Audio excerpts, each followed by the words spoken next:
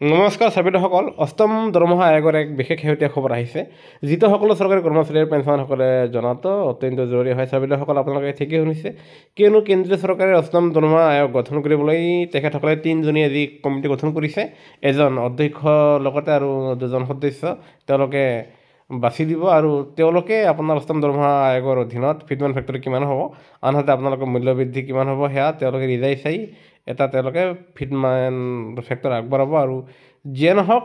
এইবাৰ কেন্দ্ৰীয় চৰকাৰে অহা এপ্ৰিল মাহৰ মাজভাগৰ পৰাহে সেই অষ্টম দৰমহা আয়োগৰ যি প্ৰতিবেদন যুগুত কৰিব সেই প্ৰতিবেদনৰ সদস্য 3জনৰ কাম কাজ তেওঁলোকে এপ্ৰিল মাহৰ মাজভাগৰ পৰা আৰম্ভ কৰিব আৰু যাৰ ফলত আপোনালোকে সেই প্ৰতিবেদন ছাবমিট হোৱাৰ পিছত আপোনালোকে 1 জানুৱাৰী 2026 চনৰ পৰা এই অষ্টম দৰমহা আয়োগৰ সুবিধা পাবলৈ সক্ষম হ'ব আৰু তেনে ক্ষেত্ৰত যি ৰিপৰ্ট আপোনালোকৰ ছাবমিট হোৱাৰ পিছতো সেয়া আকৌ আপোনাৰ 3-4 মাহ সময় ল'ব তেনে ক্ষেত্ৰত ধৰক 2026 এপ্ৰিলৰ পিছতহে আপোনালোকৰ যি অষ্টম দৰমহা আয়োগ কাৰ্যকৰী হ'ব তেনে ক্ষেত্ৰত আপোনালোকে আকৌ 4-5 মাহৰ এৰিয়াৰ পাবলৈ সক্ষম হ'ব যিয়ে নহওক সেই কমিটিৰ কাম অহা মাহৰ তাৰমানে 2025 এপ্ৰিলৰ মাজভাগৰ পৰাহে আপোনালোকৰ এই প্ৰতিবেদনৰ কাম আৰম্ভ হ'ব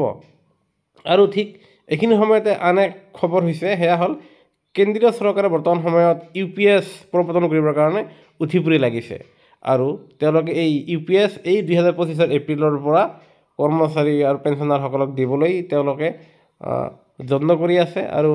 তেনে ক্ষেত্ৰত আপোনালোকৰ যি 10% কৰ্তন কৰি থাকিব আৰু কি কয় চৰকাৰৰ ফালৰ পৰা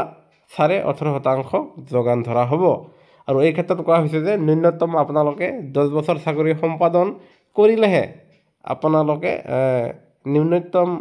10,000 টকা প্ৰতি মাহে পাবলৈ সক্ষম হ'ব আৰু এই ক্ষেত্ৰত আপোনালোকে 50% পেঞ্চন পাবলৈ হ'লে কমচে কম 25 বছৰ চাকৰিৰ কাৰ্যকাল সম্পাদন কৰিব লাগিব বুলি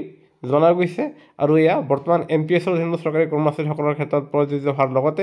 যিসকলে কৰ্মচাৰী এতিয়ালৈকে অৱসৰ গ্ৰহণ কৰিছে মানে এতিয়া অৱস্থা তেওঁলোকৰ পেঞ্চনাৰ তেখেতসকলৰ ক্ষেত্ৰত এই UPS আপোনাৰ লাগু হ'ব আৰু এয়া লাগু হোৱাৰ কাৰণে কেন্দ্ৰীয় চৰকাৰে ইতিমধ্যে জাননী প্ৰকাশ কৰিছে আৰু যাৰ ফলত 23 লাখ কেন্দ্ৰীয় কৰ্মচাৰীসকলে উপকৃত হোৱাৰ লগতে ৰাজ্য চৰকাৰৰ অধীনৰ চৰকাৰী কৰ্মচাৰীসকলে তেখেতসকলে উপকৃত হ'ব আৰু এই ক্ষেত্ৰত অসম চৰকাৰৰ ফালৰ পৰা সেয়া বাস্তৱত ৰূপায়ণ কৰাৰ কাৰণে কেবিনেটত ভাবি চাব বুলি যোৱা 2 দিন আগত এয়া উত্তৰ দিছে আৰু যিয়ে নহওক কেন্দ্ৰীয় চৰকাৰে অষ্টম দৰমহাৰ আগতেই UPS আপোনাৰ গোটেই ভাৰতবৰ্ষত প্ৰৱৰ্তন কৰাৰ কাৰণে উঠি পৰি লাগিছে আৰু তাৰ পাছতে আপোনালোকে অষ্টম দৰমহা আয়োগৰ সুবিধা পাবলৈ সক্ষম হ'ব আৰু এই ক্ষেত্ৰত আপোনালোকে UPSত অন্তৰ্ভুক্ত হোৱাৰ কাৰণে মাত্ৰ এবাৰহে চইচ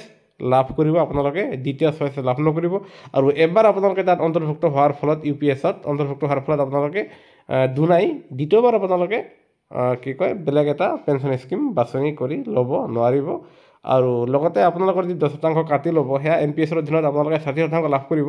কিন্তু UPSৰ অধীনত আপোনালোকে সেই টকাখিনি লাভ কৰিব কি নকৰিব তাৰ কোনো স্পষ্ট নিৰ্দেশনা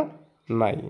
যিয়ে নহওক এই আছিল গুৰুত্বপূৰ্ণ খবৰ অষ্টম দৰমহা আয়োগৰ আৰু UPSৰ যদিহে আপোনালোকে নিশ্চয় কিবা এটা উপকৃত হ'ব পাৰিছে তেনেহ'লে ভিডিঅ'টো আপোনালোকৰ আন বন্ধুবৰ্গলৈ শ্বেয়াৰ কৰি চেনেলটো ছাবস্ক্ৰাইব কৰিবলৈ নাপাহৰিব ভিডিঅ'টো চোৱাৰ বাবে ধন্যবাদ জয় অসম।